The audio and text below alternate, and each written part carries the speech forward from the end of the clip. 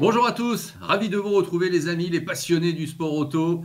Un nouveau numéro de Green White Checkered avec une association qui ne se démentira pas. Laurent-Frédéric Bollet, votre serviteur, Maxime Potard ici présent depuis la Belgique. Salut Maxime. Salut LFB, bonjour à la France et bonjour à tous nos spectateurs qui nous suivent donc sur les chaînes de l'Afterlap et Maxoul Pilote ainsi que sur Motor Racing TV. Ravi de te retrouver parce que si le programme est un petit peu moins vaste, étendu cette semaine, il n'en est pas moins intéressant puisqu'on a la conclusion des essais. Ça y est, de Bahreïn, les 3 jours se sont terminés. On a pas mal de choses à dire et bon évidemment tu vas nous parler de Supercar j'imagine aussi en Oui, troisième partie. alors, voilà, toi tu nous parleras de BTCC également et on continuera nos petites spécialités, ça il n'y a pas de problème. Dans la deuxième partie, j'annonce tout de suite qu'on fera une mention, hommage à Murray Walker, hein, le grand commentateur de la Formule 1 anglais qui nous a quittés. Ben oui, toi et moi, on a des petites choses à dire par rapport à ce grand monsieur. Bon, voilà, ça sera notre page un peu émotion, mais c'est mérité.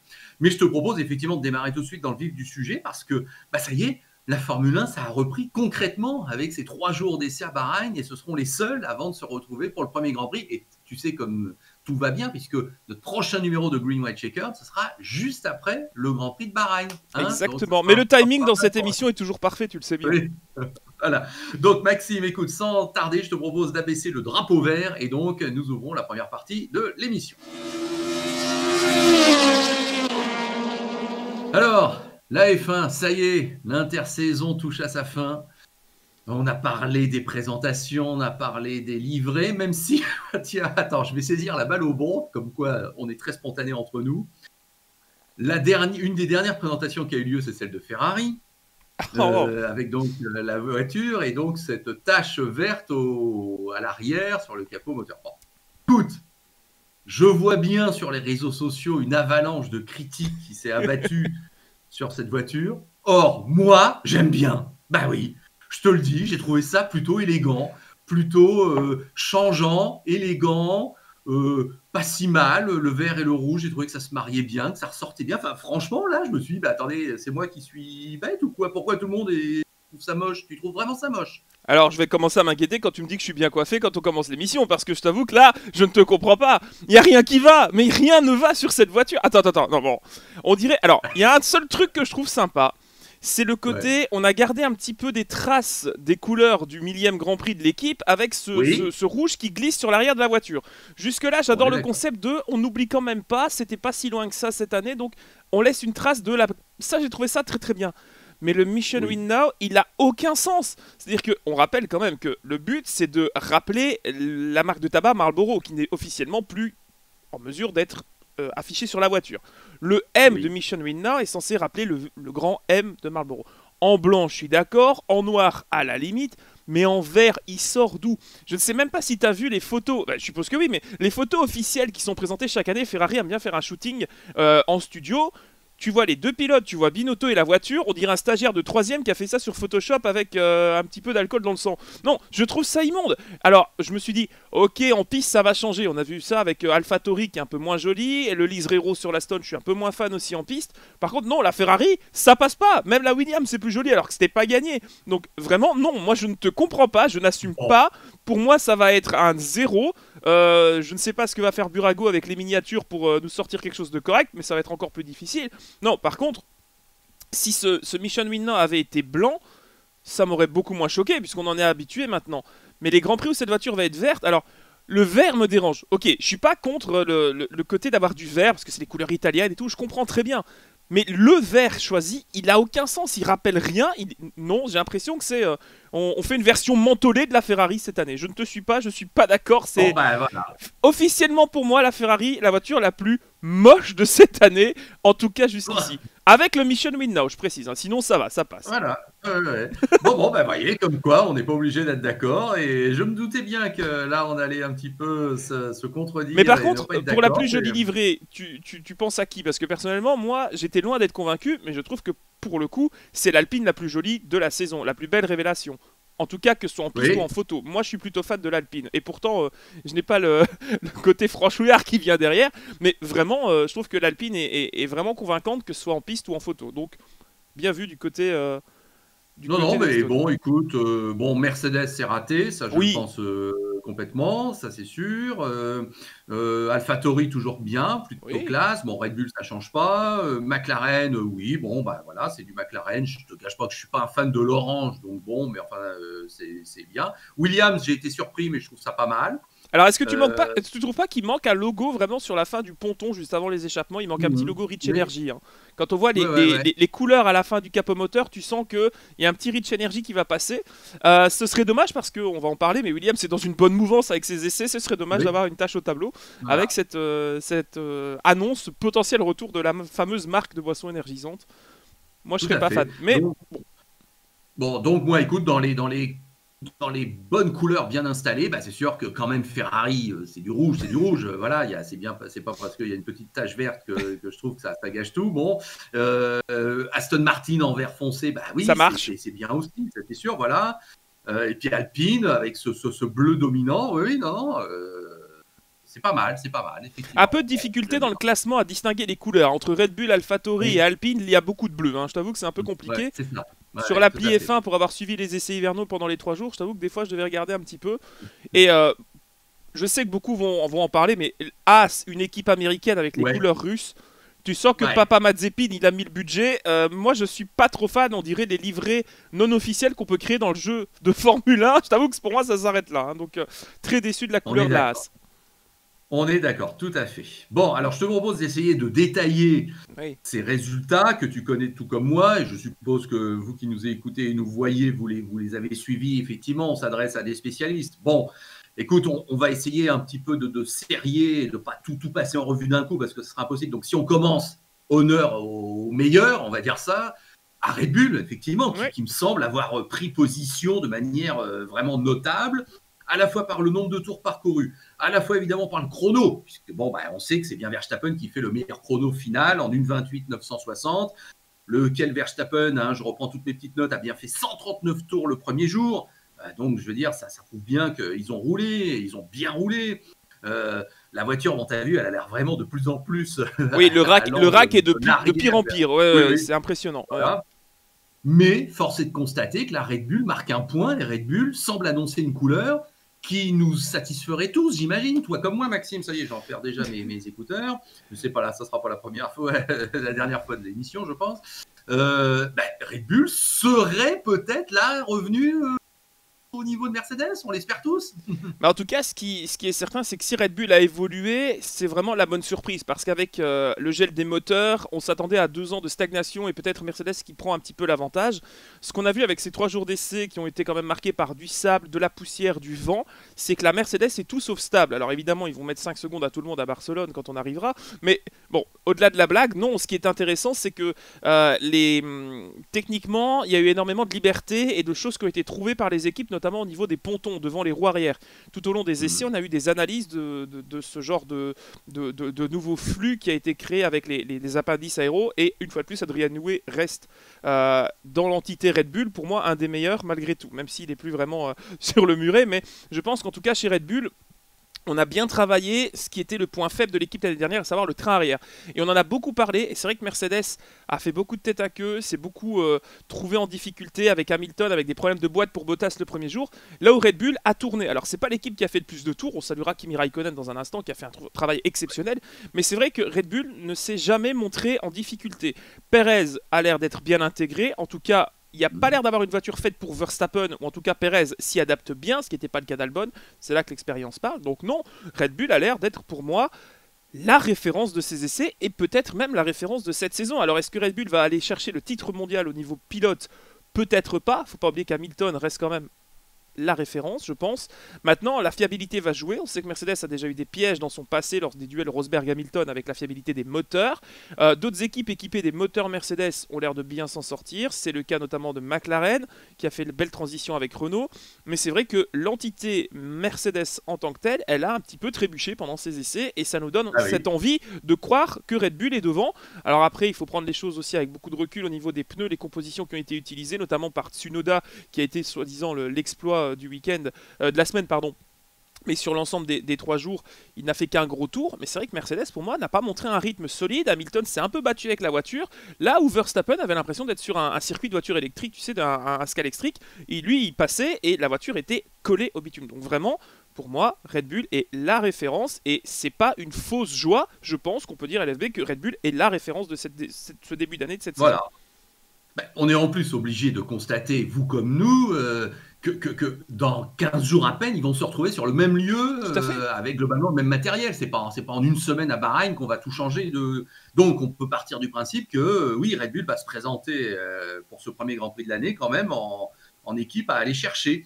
Le premier jour, Bottas ne fait que 6 tours avec ce gros problème de boîte. Hamilton ne termine que 10e de la hiérarchie. Le deuxième jour, Hamilton, il fait 15 seulement dans la hiérarchie, même si Bottas a fait le meilleur chrono. Donc voilà, on est bien d'accord que personne ne va enterrer Mercedes.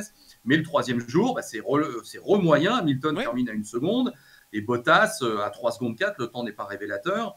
Donc oui, Mercedes, évidemment qu'on va leur faire confiance pour être une force de frappe incontestable, mais Red Bull donc est forcément, comme on n'invente rien, forcément l'équipe qui a gagné, si on devait employer cette expression, ses essais d'intersaison et ses essais officiels de Bahreïn. Maintenant, est-ce que ce sera confirmé dans moins de 15 jours? On ne sait pas, mais Red Bull a gagné les essais. Et on est sur de bonnes bases et ça donne de bons espoirs pour cette saison et peut-être la saison prochaine. On sait qu'il y a des changements qui vont être appliqués au niveau du règlement d'ici 2 ans. Donc si Red Bull revient maintenant, c'est un peu tard, mais en tout cas, ils sont devant. Et c'est vrai que quand une équipe est devant, elle le reste, même s'il y a changement de règlement assez important. On a vu que cette année, ça ne leur a pas posé de problème avec le moteur Honda. Au niveau des jetons, les fameux jetons de développement qui sont limités par saison et par équipe, on sait que Ferrari a mis un petit peu dans sa boîte ce qui est son moteur. Ferrari qui semble être le moteur, le power unit avec le plus de vitesse de pointe malgré tout. On l'a vu avec les Alpha qui étaient rapides aussi. Bon, les As, on n'en parle pas parce que c'est un peu compliqué. Mais globalement, je trouve que Ferrari a amélioré son défaut de l'année passée qui était un manque de vitesse de pointe, un manque de performance moteur qui est un petit peu rattrapé après qu'on ait découvert une soi-disant triche fin 2018 où pendant 2 ans, bon, on a été un petit peu discret du côté de chez Ferrari. Là, on semble revenir aux avant-postes. Le moteur Honda est fiable. On n'a pas eu de gros soucis techniques sur ces essais non plus. Il n'y a pas eu de grosses casses. Certes, les pilotes se sont arrêtés. On a vu Leclerc au premier jour qui finit par pousser la voiture. Mais ça fait partie des essais. On teste des choses. On teste des pièces peut-être plus neuves, plus fragiles, notamment au niveau aéro parce qu'il n'y a pas grand chose comme autre domaine où on peut changer les voitures, surtout sur 2 semaines ici. C'était juste pour vérifier les choix qui ont été faits théoriquement à l'usine, les mettre concrètement en piste et voir ce que ça donne. Donc sur 3 jours c'est difficile, voilà, on a eu quand même très peu d'heures d'essai, se dire que la hiérarchie est complètement chamboulée, mais on peut quand même se projeter en disant voilà, aujourd'hui Red Bull est devant, Mercedes est en difficulté, on espère qu'ils vont confirmer et qu'ils vont pas tomber dans cette maladie qu'avait parfois McLaren il y a une dizaine d'années, de se dire on a tout ce qu'il faut pour gagner mais on n'a juste pas la fiabilité, et Mercedes pourrait perdre cette image d'équipe parfaite comme l'avait Red Bull pendant les années 2010 avec Vettel. Voilà, bon, il faudra voir jusqu'à quel point ils ont été, on va dire, volontairement en dedans pour pas trop afficher le package. Ferrari faisait ça à l'époque un peu de Schumacher. Là, j'ai du mal à le croire quand même parce que je vois pas comment on peut gâcher entre guillemets 3 jours d'essai où on sait qu'il n'y en aura que 3. À l'époque, on tournait beaucoup plus. Bottas, ça semble assez France qui dit que la voiture est un peu traître, un comportement un peu douteux. Bon, là, je pense que non. Et puis Hamilton, bon, je vois pas son intérêt non plus de se mettre dans une sorte de deuxième niveau alors qu'on sait que c'est la star absolue. Bon, non. Je pense que là, vraiment, ils sont un peu tombés de haut et ça nous promet un premier Grand Prix à ce niveau-là pas mal. Alors, un mot, on va passer en revue tout assez rapidement, sinon on en a pour 1 heure. Bon, c'est moi qui vais te poser les questions, tiens, à l'arrière. Tsunoda, bon, c'est sûr, il fait un super chrono le dernier jour. Et puis, écoute, moi, j'en suis le premier ravi. Tant mieux si un rookie crève l'écran. Et tant mieux si c'est un japonais, ça change. Et voilà. Mais est-ce que tu crois qu'effectivement, c'est complètement faussé par son utilisation du DRS 150 mètres avant le point de détection, oui. Donc toi, tu crois que ça, c'est pas représentatif, c'est ça que tu vas dire? Oui, c'est que AlphaTauri a montré que l'équipe était en bonne forme, mais si on reprend Pierre Gasly, il est quand même assez loin par rapport à ce qu'a fait Tsunoda, donc je pense pas qu'on puisse dire que AlphaTauri est au niveau de Red Bull, bien sûr que non. Ici, c'était un petit peu peut-être médiatique. Je comprends aussi qu'AlphaTauri ait voulu donner un run de qualif à Tsunoda pour qu'il puisse montrer vraiment ce qu'il vaut et ce qu'il pense de la voiture. Maintenant, toute proportion gardée, Tsunoda est bon, on l'a vu en F2, c'est pas pas une imposture, c'est pas Mazepin, tu vois, voilà, on est d'accord. Donc Tsunoda, c'est bien de lui avoir donné ce moment de confiance avant de vraiment rentrer dans le sujet. Et oui, il va être performant, peut-être pas au niveau de Pierre, bien sûr, parce qu'il doit apprendre, mais je ne pense pas que l'AlphaTauri soit si bonne, vraiment, intrinsèquement, que ce qu'on croit. Le moteur Honda fonctionne bien, on sait que pour les voitures clientes, ça peut aussi jouer pour le midfield, mais je les vois encore une fois, comme l'année dernière, jouer avec McLaren, avec Alpine, etc., etc., avec Ouais. peut-être un peu plus de facilité, un peu plus de garantie grâce à Pierre, qui maintenant connaît une nouvelle fois très bien sa machine. Donc Voilà. voilà, c'est une bonne surprise, mais sans plus. Voilà. Bon, en tout cas, à surveiller quand même Tout à fait. ce jeune japonais qui effectivement, là, a quand même fait un petit coup d'éclat, même s'il y a des raisons qui l'expliquent. Moi, j'ai envie de te dire que j'ai trouvé les McLaren super homogènes. Alors, on sait qu'il y a une innovation au niveau du diffuseur arrière, Oui. que manifestement on a bien travaillé cet hiver, on a réfléchi. La paire de pilotes me semble effectivement super homogène. Je veux dire, hein, entre un Ricciardo qui en veut toujours et qui évidemment est super maintenant expérimenté, et un Norris qui est évidemment un super crack en devenir. Là, j'ai l'impression qu'il y a un package global qui pourrait bien faire des étincelles cette année. Alors, je sais que toi, tu es picousé un petit peu à McLaren, et tant mieux. Mais oui, je pense que tu n'es pas mécontent. Ben, je suis pas mécontent, mais je suis inquiet, pour être honnête avec toi, Ah parce bah alors. que je trouve que la paire Sainz-Norris était justement homogène. Je trouve qu'on a perdu un peu ça avec Ricciardo. Je trouve que Norris est un peu trop en retrait. C'est-à-dire qu'on l'a vu très timide, un peu moins jouasse. On a l'impression qu'il a changé, tu sais, d'année scolaire, qu'il est dans une nouvelle classe et qu'il a plus ses copains. C'est un peu l'idée que j'ai quand je vois Norris dans ses interventions. Il est un peu moins à son aise, un peu. On sent que maintenant, on est vraiment dans les choses sérieuses chez McLaren. Le moteur a été super bien intégré au châssis, la boîte aussi. Ricciardo est très content de son transfert. Il a l'air d'avoir été là depuis 10 ans, quoi. Donc c'est très très bien pour le moral de l'équipe. Il faut continuer dans la mouvance positive de l'année dernière.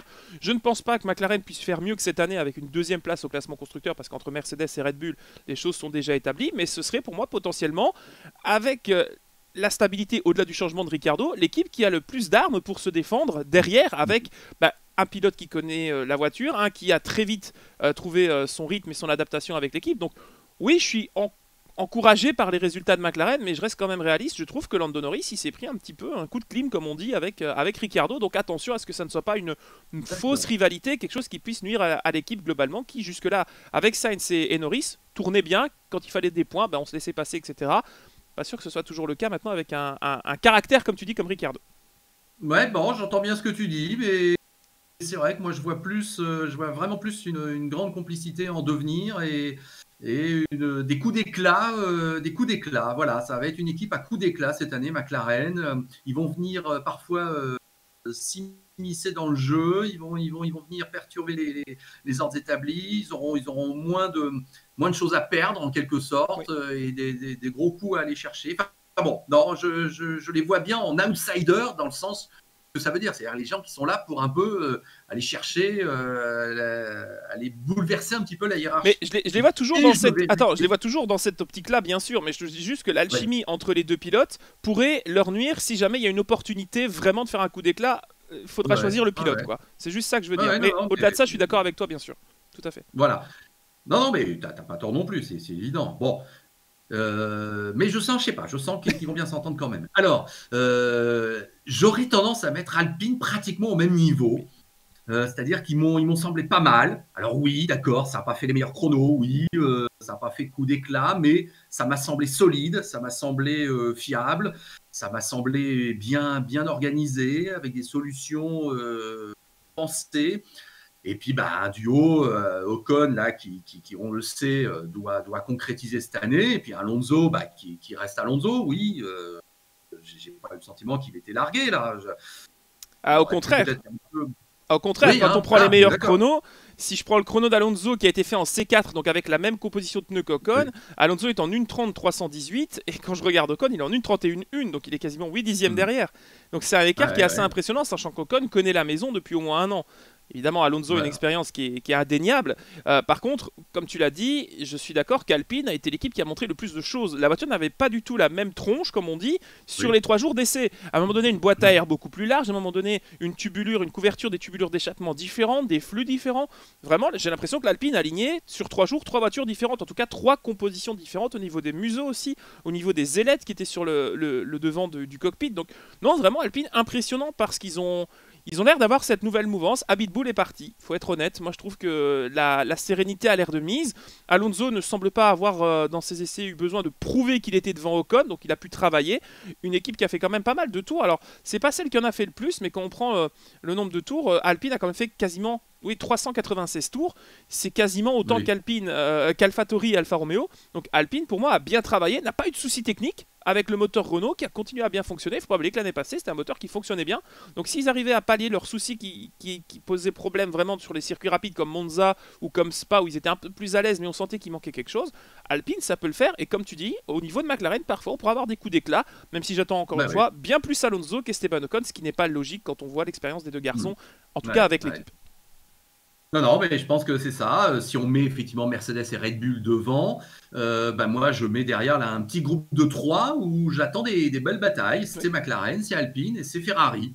Ouais. Parce que Ferrari, je veux croire que oui, ils vont se remettre un peu plus au niveau et que là, bon, ça va être un peu plus solide que l'an dernier. En tout cas, bon, là, je vois pas. Là aussi, il y a rien d'exceptionnel dans ces 3 jours d'essai, mais il n'y a pas eu de drame chez Ferrari. Non, il n'y a pas eu de drame, bon, quelques soucis techniques, mais ça fait partie du jeu, bien sûr, puisqu'on pousse à la limite. Ce qui est intéressant, par contre, c'est qu'avec les mêmes pneus que l'Alpine et que les pilotes Alpine, Sainz est devant, et Sainz a bien travaillé lui aussi. Beaucoup de tours, beaucoup de feedback. Il paraît qu'il était plutôt à l'aise. Lui aussi se sentait plutôt bien intégré dès le début de la campagne. Donc non, l'alchimie Sainz-Ferrari peut se trouver très studieuse et très intéressante pour moi et bénéfique pour l'équipe. Et c'est ce dont elle a besoin. Voilà. Il ne reste plus qu'à changer la direction et on est bon, je pense.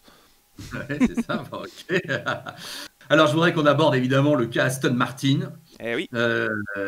Alors, très étonnant là, parce qu'effectivement, j'ai envie de dire, la malédiction Vettel continue.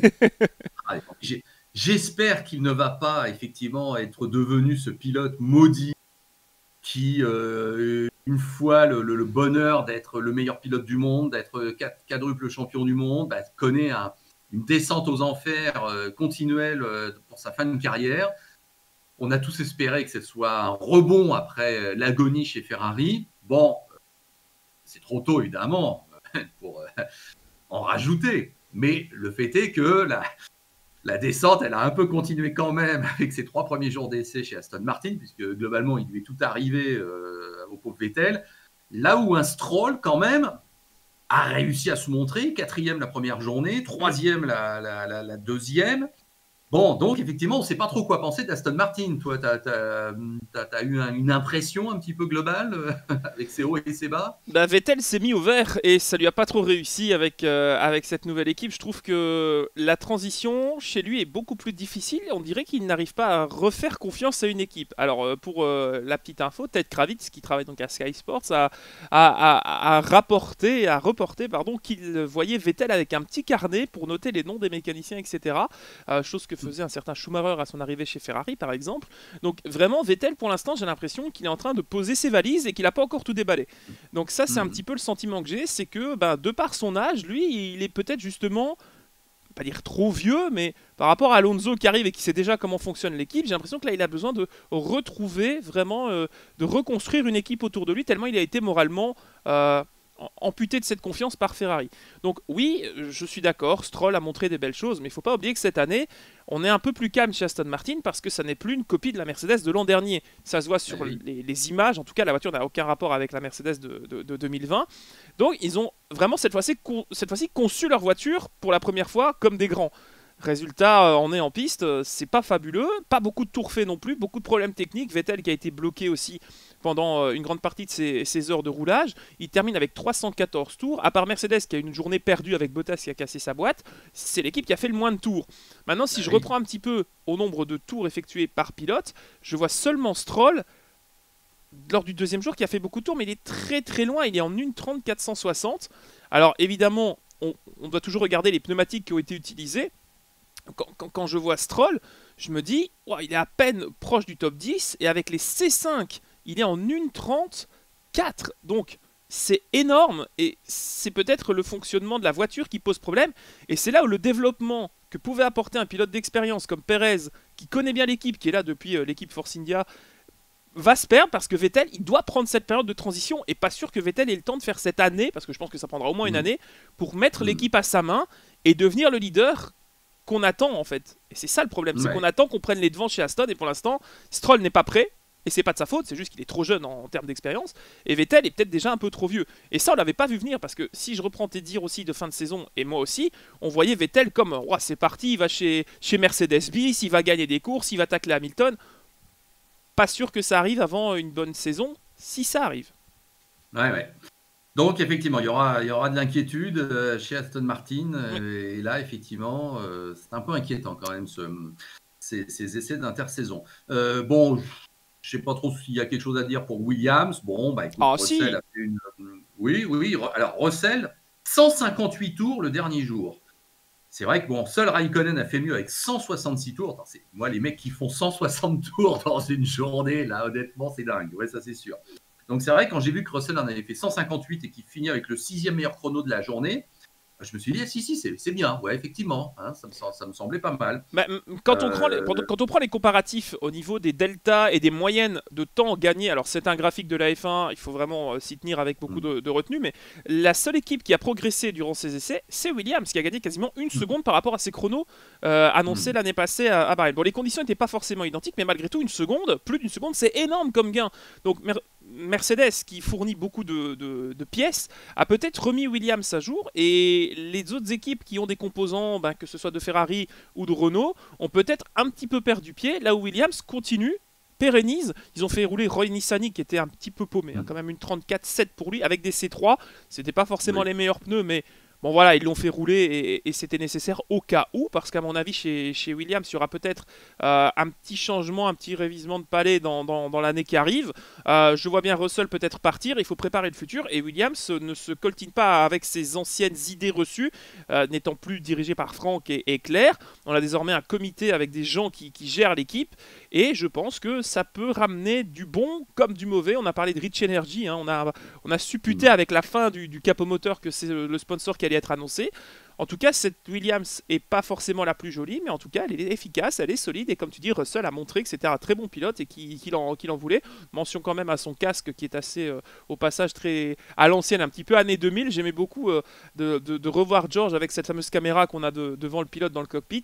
C'est vraiment un grand devenir. Il nous l'a prouvé avec la Mercedes l'année passée, mais vraiment, j'espère pour lui que la Williams fonctionnera et qu'enfin il a l'obtention de points avec Williams, parce que c'est une équipe qui travaille, qui renaît, qui revient de très loin, et ce serait enfin mérité cette saison, clairement. Voilà, c'est ça. Bon, bah écoute, non, mais je suis d'accord. C'est vrai que Williams, là, ça m'a semblé être plutôt une bonne surprise, donc tant mieux. Ça serait bien s'il pouvait se remettre un petit peu plus dans le haut du panier. Bon, bah chez As, je crois qu'en revanche, là, on sait que ça sera une saison de fond de tableau, de fond de grille, avec 2 jeunes pilotes qui vont apprendre leur métier et qui, effectivement, à la rigueur, ça leur enlève la pression. Il n'y aura pas de tromperie sur la marchandise, quoi. Ils vont être là pour engranger des kilomètres, un peu d'expérience et puis profiter parfois de quelques coups. Il y aura quand même une bataille en interne qu'on va surveiller. Là, Michael Schumacher n'a pas écrasé Mazepin quand même dans ses premiers essais. Ils ont été relativement au même niveau. Alors Mick était bien en place. Par contre, moi, ce qui m'a surpris, c'est qu'on va presque, comme tu dis, placer un A à l'arrière de la voiture pour voir vraiment apprentissage en cours pour les 2 pilotes. J'ai peur que ça joue des tours à l'équipe qui n'avait déjà pas forcément besoin de manque d'expérience. Évidemment, les budgets sont là grâce à Mazepin et à son père, qui n'a d'ailleurs pas tardé à se faire remarquer après la 2e journée en voulant attaquer à la sortie du 2e virage une Alpha, celle de Giovinazzi, je crois. Il a manqué de perdre la voiture, il s'est foutu d'Hamilton à la radio en disant « Oh, vous avez vu, il est parti en tête à queue devant moi. » Bon, calme-toi mon garçon. Voilà, c'est bien d'en avoir une grande, mais il faut savoir s'en servir. Donc pour l'instant, il n'a pas l'expérience, il n'a pas le bagage pour faire le fier. Malheureusement, il le fait déjà. On retrouve le Mazepin de F2. Moi, je suis pas surpris. Maintenant, j'espère qu'il va juste pas blesser quelqu'un. C'est juste ça qui m'inquiète un petit peu dans son comportement, parce que se mettre en danger, c'est une chose, mais mettre en danger les autres, on a peut-être un Pastor Maldonado sur la bonne voie, si tu vois ce que je veux dire. Malheureusement, j'ai peur avec Mazepin, et il n'est pas prêt d'être viré, puisque sinon, il n'y a plus d'équipe, tout simplement. Il n'est pas prêt d'être viré, mais il n'est pas prêt d'être totalement encensé. Totalement, je veux dire, exactement. on sent bien que tout le milieu de la F1 Sans méfier. Là, voilà, on l'a sous le radar, on lui pardonnera rien. Non. Et avec ce qui est arrivé, bon déjà le pilote payant, le papa milliardaire, ça fait toujours un petit peu effectivement jaser. Tu rajoutes ce qui lui est arrivé l'an dernier avec son histoire, un comportement un petit peu, j'ai l'impression, un petit peu hautain. Faudra pas qu'il en fasse trop dans le mauvais sens parce que sinon on va pas le rater non plus. Hein, et Dieu sait que l'image ça compte. Bon. Oh oui. Et puis bah écoute, pour terminer, j'ai envie de dire, c'est vrai, les Alfa Romeo alors.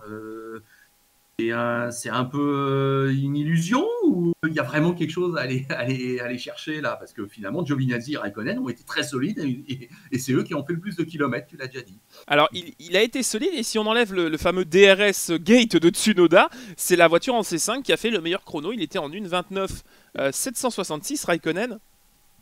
Sincèrement, je trouve que à son âge, plus de 40 ans, se taper 3 grands prix en une journée avec que de l'eau, hein, c'est ça l'exploit pour Raikkonen, c'est de l'avoir fait avec uniquement de l'eau dans la gourde. C'est quand même impressionnant. La fiabilité du moteur Ferrari semble là, la fiabilité de la voiture globalement, et les performances aussi. Donc Alfa Romeo va peut-être être une équipe, à l'image de Williams, à moindre mesure, qui va progresser dans le peloton, là où d'autres équipes vont un peu s'écrouler.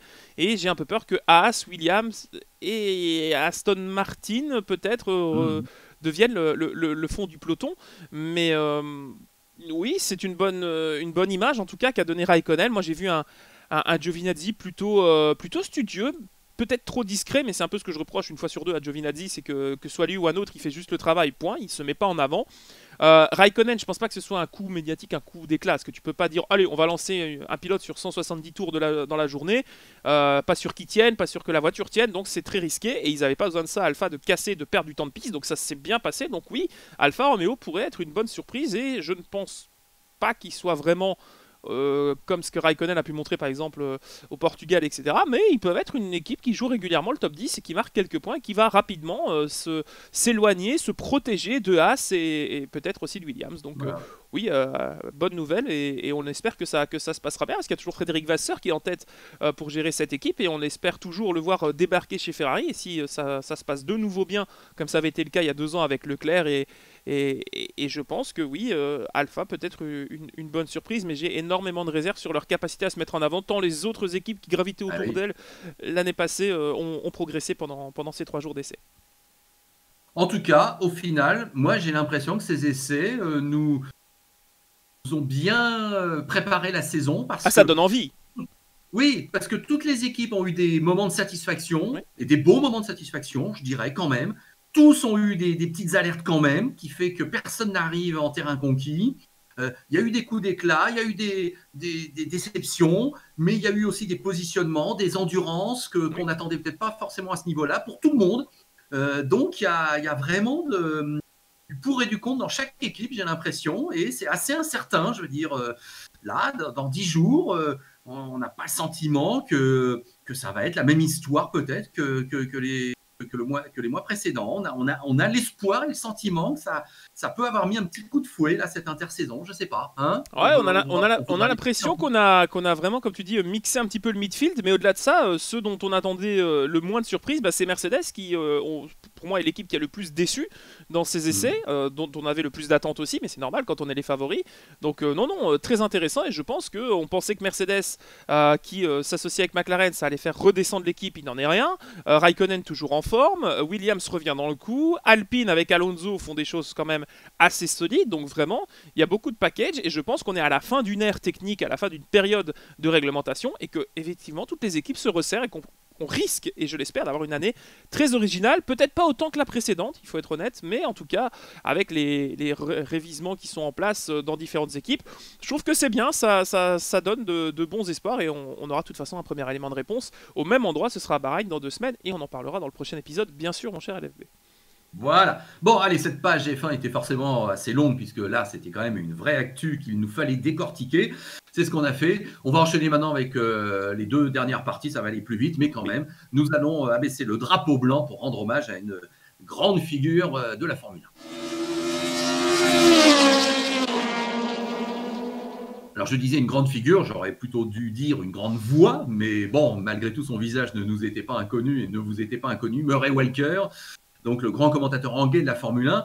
Alors ça peut paraître un peu surprenant qu'on en parle, parce qu'après tout, c'est pas notre pays, c'est pas notre langue natale, mais quand on a tous appris son décès, durant d'ailleurs ses essais de Bahreïn, hein, c'est vrai qu'on lui a rendu hommage avec une banderole dans la ligne droite des stands de Bahreïn, c'était bien vu. J'ai vu un de tes tweets, Maxime, tu as dit mon idole, hein, je crois, hein, ou un truc comme ça, non? Ça t'a touché. Donc Murray Walker, pour toi, 97 ans, c'est quelqu'un d'un peu légendaire, c'est ça? Oh, totalement. Alors, comme je l'ai mis sur les réseaux, effectivement, j'ai l'impression d'avoir perdu celui pour qui j'ai lancé tout ça. C'est un peu la raison pour laquelle vous me voyez, vous m'entendez aujourd'hui. Cet homme a été très très impressionnant tout au long de sa carrière et il a donné cet amour du sport et cette volonté didactique. Alors, j'ai tellement de choses à dire, c'est terrible, mais j'ai tourné une vidéo qui est sortie hier sur ma chaîne YouTube où j'essaie de lui rendre hommage, mais j'aurais voulu faire le triple ou le quadruple ou le quintuple de ce que j'ai fait. Non, c'était quelqu'un de très important puisque toutes les archives qu'on voit depuis ces 30-40 dernières années, c'est lui qui les a commentées, ce sont ses phrases, c'est un personnage qui a été présent pour tous les passionnés de sport auto. Sa voix est connue. C'est un ton qui pouvait ne pas plaire. Je suis conscient effectivement que le côté extatique, à crier, etc., ça pouvait déranger. Très peut-être. aigu aussi. Très aigu. Ah oui, il avait une voix très criarde et c'était assez peu conventionnel pour un commentaire plutôt posé. Mais c'était lui, et ça restera lui à tout jamais. Alors après 97 ans, il fallait bien que ça arrive. Il a eu une belle vie, il nous a apporté énormément, mais voilà, moi j'ai l'impression que j'ai perdu mon papa de commentaires, tu vois ce que je veux dire. Et pourtant je ne l'ai jamais rencontré, mais c'est grâce à lui que j'ai appris l'anglais pour comprendre ses commentaires. Quand j'étais enfant, j'ai reçu des cassettes, des VHS hein, pour les plus jeunes, des cassettes vidéo de résumés du BTCC. C'est là où j'ai trouvé aussi mon amour pour le sport des voitures de tourisme. Donc voilà, Murray Walker, quand j'ai toujours dit je veux rencontrer deux personnes dans ma vie, ça a été Jackie X, Mika Hakkinen un petit peu pour mon enfance, mais surtout Murray Walker, c'était pour lui dire juste merci parce que ce qu'il a fait, il me connaîtra jamais, il ne sait même pas que j'existe, tu vois. Mais c'est un peu comme quand on est passionné d'une star de la chanson, d'un musicien, d'un artiste, etc. On a envie de lui dire quelle influence il a eu sur nous et quelle positivité il a partagé. Et c'est vrai que pour moi, voilà, Murray, c'est le tonton que j'aurais voulu avoir avec qui on parlait de Formule 1 à la fin des repas jusqu'à pas d'heure, quoi. Et je ne sais pas pourquoi. Toi, tu as eu la chance de le rencontrer. Tu as tweeté également en 2004, je crois, à Adelaide. Donc, qu'est-ce que toi, tu retiens de ce personnage? Parce que toi, t'es du métier. T'as partagé peut-être des cabines, du temps avec lui. Je sais pas. Raconte-moi. C'est la richesse de ce podcast. C'est que moi, du coup, j'ai un témoin privilégié qui m'explique son ressenti. Non, mais moi, étant plus vieux que toi, effectivement, quand j'étais sur les Grands Prix, quand j'ai vraiment couvert les Grands Prix pour France 2 dans les années 90, Murray Walker était à ce moment-là, effectivement, la voix de la Formule 1 et je savais qu'il formait avec James Hunt un duo légendaire qui était comme nous en France, par exemple pour le football, hein, Thierry Roland et Jean-Michel Marquet. Voilà. Exactement. Et c'est vrai, quand Lewis Hamilton le dit, qu'il a grandi en écoutant Murray Walker. Alors voilà, il y a peut-être des défauts, il y avait peut-être des erreurs qu'il commettait dans ses commentaires, et c'est aussi pour ça qu'il est devenu célèbre, hein, tu sais, c'est pour ses gaffes. Les Murrayismes, les fameux Murrayismes, ces erreurs, il y en a quelques-unes. On peut citer... Il y en a quelques-unes. Oui, vas-y, si tu en as une qui te vient à l'esprit. Ah oui, avec la moitié de la course qui vient de se passer, il reste la moitié à parcourir. La voiture de tête va très bien, excepté le fait qu'elle soit en feu. Il n'y a personne devant lui, excepté les deux voitures qui sont devant lui. Enfin voilà, il y en a des centaines. Je crois qu'il y en a une de Senna où il dit c'est la 3e victoire consécutive de Senna, sauf qu'il n'a pas gagné les 2 précédentes. Enfin bon, donc voilà. Une sorte d'humour ou de deuxième degré qui parfois est une erreur par rapport à un enthousiasme où il contrôlait pas trop ce qu'il disait. Effectivement, c'était un peu n'importe quoi. Ah, c'était débordant au possible. Ah oui. Voilà, c'est ça. Mais ça faisait partie du personnage et donc moi je savais que c'était une star, etc. Donc pour aller à l'anecdote. On arrive avec Patrick Rivet pour Motors TV à Adélaïde en 2004 pour commenter le Supercars, V8 Supercars à l'époque, parce que maintenant on dit bien Supercars tout court. Et donc, nos amis du Supercars nous invitent, à vrai dire. Hein, tu as compris, c'était ça l'idée, parce que tu penses bien qu'on ne se serait jamais payé un voyage en Australie pour aller commenter à l'autre bout du monde deux courses du Clipsal 500. Mais bon, nos amis Supercars nous invitent à venir commenter sur place, donc un truc fabuleux. On arrive à Adélaïde et là, ils nous mettent un caméraman à disposition pour aller faire des interviews personnalisées. Donc, je me souviens, évidemment, j'interviewe Scaife, j'interviewe Ambrose, j'interviewe Steven Richards. Bon, bref, on fait la tournée des popotes et on apprend que Murray Walker est là.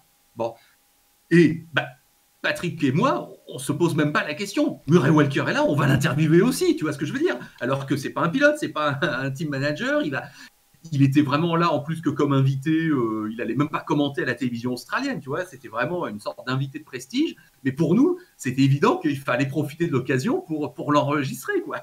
Donc ça voulait bien dire qu'on avait bien conscience que c'était une référence absolue dans le monde médiatico sportif, sport mécanique, et qu'effectivement, rencontrer Murray Walker, ça se refusait pas. Donc, il y a une photo qui a pu être prise à ce moment-là. Donc, voilà, j'ai pu la montrer. Et maintenant, j'en suis assez ému parce qu'effectivement, un petit monsieur, mais qui avait un ton, un phrasé unique en son genre. Et effectivement, quand on l'entend, oui, c'est très particulier. Je ne dis pas qu'on peut adorer forcément de manière aveugle, mais il y a un style. Et je comprends qu'il a bercé pendant 3 décennies au moins la Formule 1, mais on sait en plus qu'il a tout commenté dans sa vie. Il a commenté le TT. Alors, il a commenté le Tourist Trophy, effectivement, parce qu'en fait, son papa était pilote moto, initialement, Graham. Son père était pilote moto, il a été champion d'Angleterre. Lui-même a fait un petit peu de moto, en trial notamment, et en circuit après son service militaire. Et il a commenté Alors, petite anecdote aussi, pour la première fois et la seule fois dans l'histoire du commentaire sportif anglais, c'est la seule fois où on a eu un père et son fils pour commenter une compétition au micro, puisqu'il avait avec Graham commenté de 49 à 62, je pense, les compétitions de moto pour la BBC à la radio. Et en gros, son père décède en 62 et il récupère entre guillemets le poste de responsable du commentaire sportif de la BBC. Donc il a commenté de tout, il a commenté du snooker grâce à Jeremy Clarkson, il a commenté des choses assez exceptionnelles. C'était un personnage qui dépassait son rôle parce que il a été utilisé pour de la publicité, c'est-à-dire qu'il faisait vendre des voitures. Bon, c'était pour Austin à l'époque pour les Leylands, mais il a vendu de la pizza avec Damon Hill, il a toujours été proche aussi de certains champions. Elle est exceptionnelle. Cette pub Pizza Hut avec Damon Hill, c'est extraordinaire, c'est génial. Quand il rentre dans le resto et qu'il commande, et Damon Hill qui rentre dans le restaurant, qui va aller s'asseoir, c'est comme un commandant. Attends, t'es mort de rire, là, faut avouer, c'est génial.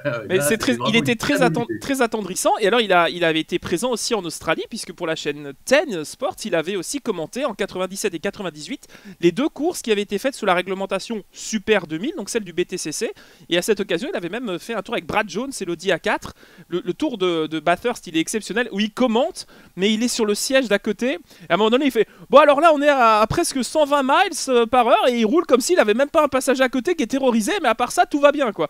Mais avec ce ton et alors cet enthousiasme à chaque fois qu'il ouvrait la bouche, et il pouvait commenter n'importe quoi. Il a été présent aussi pour ma génération dans les jeux vidéo, parce qu'à l'époque, en 96 et 97, il est la voix enregistrée dans les jeux officiels de la Formule 1. Et voilà, alors après... Il était discret ces dernières années de par son grand âge, mais il a toujours été présent. Ça a été plus de 52 ans quand même de commentaires. Oui.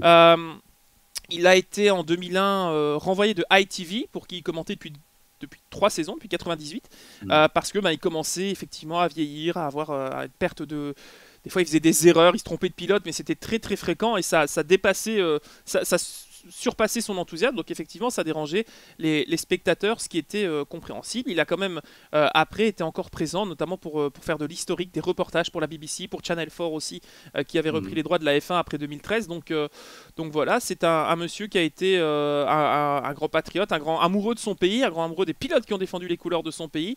Et voilà, il avait en 2013 été diagnostiqué d'un cancer lymphatique. Il s'en était sorti et voilà, je pense que s'éteindre à 97 ans après une carrière comme celle-là, on ne peut que respecter ce qu'il a apporté au sport, au-delà évidemment du commentaire, parce que sa personnalité dépassait bien évidemment ce qu'il disait derrière un micro, clairement. Voilà. Et voilà, les commentateurs que nous sommes aussi, Maxime et moi, ne pouvions qu'être sensibles évidemment à l'annonce de ce décès de Murray Walker, à qui nous voulions rendre hommage et rest in peace, comme on dit. Cher Murray. Allez Maxime, dernière partie de l'émission, le drapeau à damier va s'abaisser et nous allons parler BTCC et Supercar. Allez, je vais te laisser commencer. Voilà, mais c'est la même chose ou presque. Bon, on va terminer rapidement. 2-3 petites news chacun de BTCC et de Supercars. Vas-y, je te laisse la priorité. J'ai vu qu'il y avait peut-être des changements dans le calendrier en BTCC. Oui, deux annonces très rapides. Selon les nouvelles règles qui ont été mises en place par les différents contrées anglaises, il y a quelques changements au niveau du calendrier. On garde bien les 30 manches, mais il y a des révisions pardon, un petit peu au niveau du calendrier. C'est Snetterton et Branzach Indy qui sont reculés de 2 semaines au mois de juin et les deux pardon, désormais au mois de juin. Et la manche d'ouverture qui était à Truxton va se faire finalement à huis clos, contrairement à ce qu'on avait pu croire. On avait cru que le public allait pouvoir aider, mais malheureusement, ce sera à huis clos. Pas de changement autre au niveau, en tout cas, de l'organisation. La finale aura toujours lieu les 23 et 24 octobre sur le circuit de Branzach en version Grand Prix. Autre information, Dan Camich, qu'on avait annoncé partant du team Yauza Honda Racing, eh bien, va finalement retourner à ses premiers amours. Il rejoint la Porsche Super Cup Angleterre, dont il a été titré 2 fois au début des années 2010. Donc, on perd Dan Camich. Alors, ça, c'est un petit peu la mauvaise surprise. Et enfin, l'arrivée d'une nouvelle voiture, la Seat Cupra 2021, le tout nouveau modèle en tout cas, sera aligné par le team Hards cette année, 2 voitures officielles. Donc on a hâte de voir cette nouvelle Seat qui pourrait s'annoncer rapidement avec la Corolla comme les nouvelles versions, les nouvelles voitures qui pourraient être très vite aux avant-postes. Donc on aura un élément de réponse d'ici quelques semaines lors du lancement de la saison à Thruxton. Voilà pour les news BTCC. Pas grand chose d'autre pour moi en niveau tourisme. Quelques changements aussi au niveau du WTCR et du TCR où on a des changements de pilote, mais rien de vraiment emblématique au point de vous le mentionner. Par contre, toi, tu as des nouvelles parce que y a des infos en Australie qui te font de belles jambes, si je peux me permettre la transition.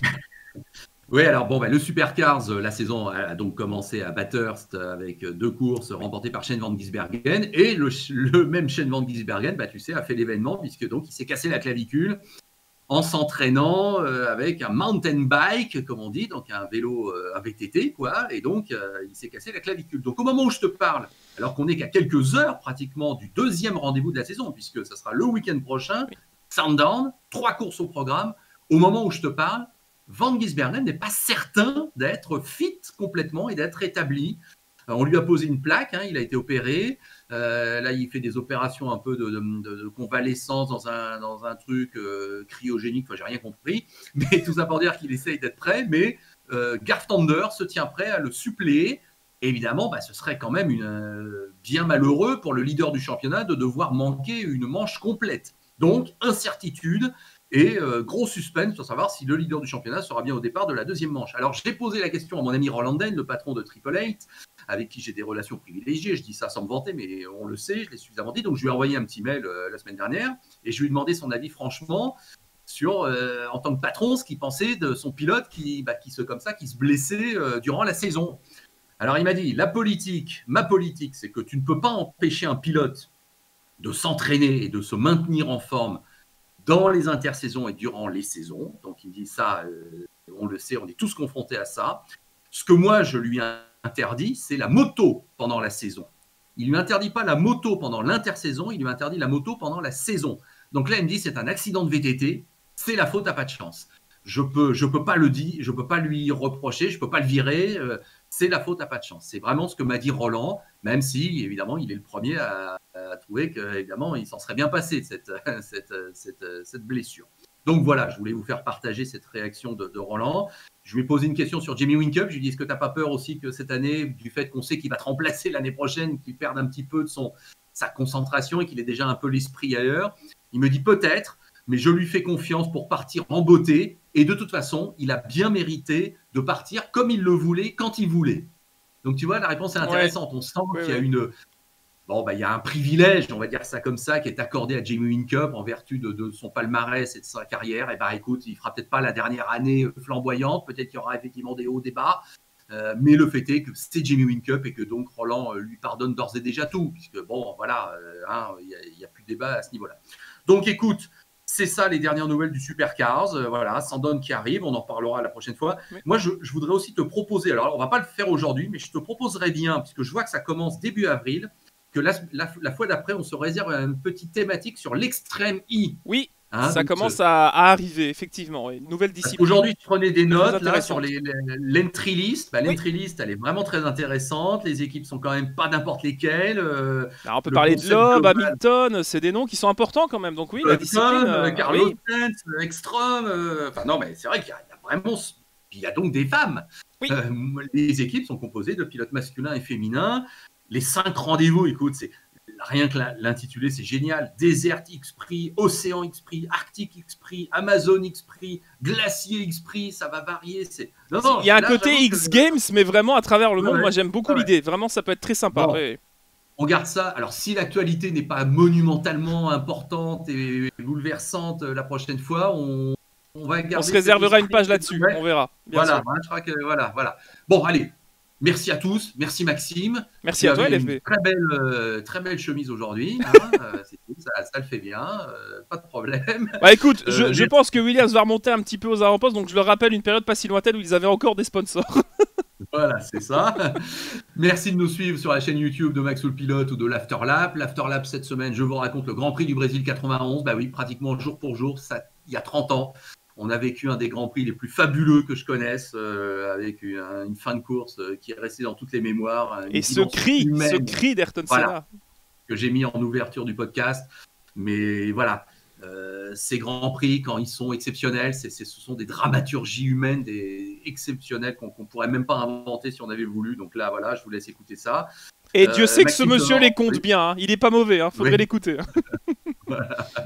Merci.